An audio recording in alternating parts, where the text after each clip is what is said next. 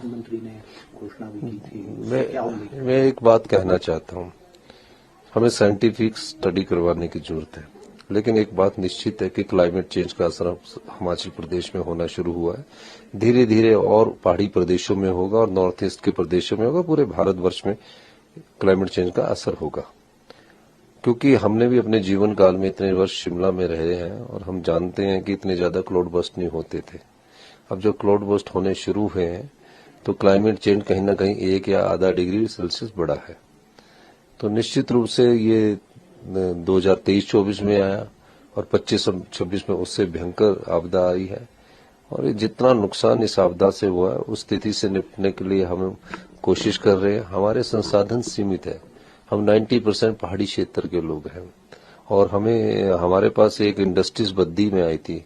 बद्दी में जो industry I थी उससे भी हमें फाइनेंशियल नुकसान ये हुआ कि जीएसटी लगने के बाद से जहां से 3-4 हजार करोड़ रुपया में बैट और एक्साइज आता था, आज घटकर 150 करोड़ रुपया हो गया, क्योंकि जीएसटी कंज्यूमर बेस्ड है, प्रोडक्शन स्टेट बेस्ड नहीं है। तो हमें आर्थिक संसाधन को मजबूत करना है और इस दृष्टिकोण से हम कार्य कर रहे हैं। प्रधानमंत्री हिमाचल को अपना घर बताते हैं, क्या उम्मीद करते हैं? उन्होंने रिसेंटली घोषणा भी की थी और साथ में एक जो इंपोर्ट ड्यूटी न्यूजीलैंड का एप्पल है उस पर भी आपको क्या उम्मीद? देखिए, एक तो हमें उनसे उम्मीद है कि 1500 करोड़ रुपया हमें मिलेगा जो घोषणा करके गए। दूसरा, हमारे हिमाचल प्रदेश की जो एप्पल इकॉनमी है उसमें जो अभी न्यूजीलैंड के साथ जो समझौता हुआ है उसमें अगर उन्होंने एप्पल के आयात पर छूट दे दी तो उससे हिमाचल प्रदेश के एप्पल ग्रोइंग बेल्ट में हमें नुकसान होगा।